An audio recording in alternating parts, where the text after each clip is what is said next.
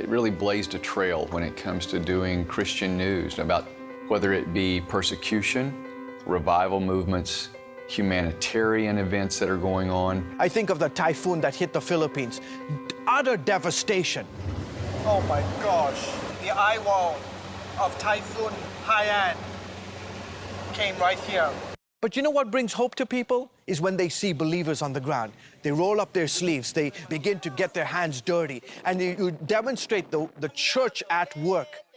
God's heart is for the global church, and He cares about the people that are in the uttermost parts of the world. And those are the stories that we bring to people. This is the one time in the entire year that you can actually get to this remote part of the Siberian tundra, because what we are on right now is a huge frozen lake.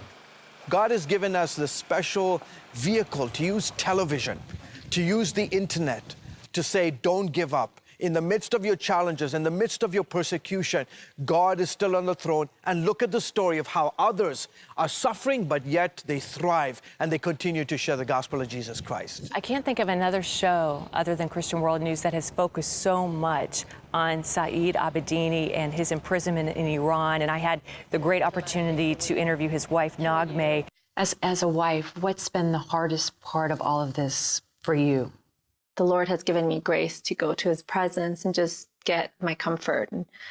But as a mom, every time is this like a stab in my heart when I see them struggling and I can't do anything about it. We can call on our viewers to pray, and we know they are praying. So we know Christian World News is making a difference in so many fronts, not just informing people, but also a call to action and a call to prayer.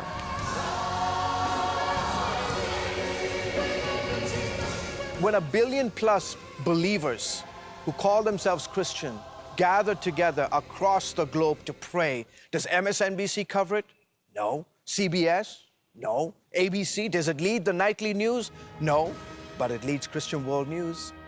Christians across the globe come together to ask God to bless their countries and the world. It's the worst humanitarian crisis in the world today, and they've sought refuge in places like this camp. This is not just for the Christian, for the believers. It's also for non-Christians, because people in villages, say in India or somewhere in the Middle East, they've never even met a Christian, but they have this idea that Christians are bad. They can't trust them. Suddenly they see what Christians are doing. They see what they're like. It's pre-evangelism. Their hearts are softened, and then they're ready for the gospel.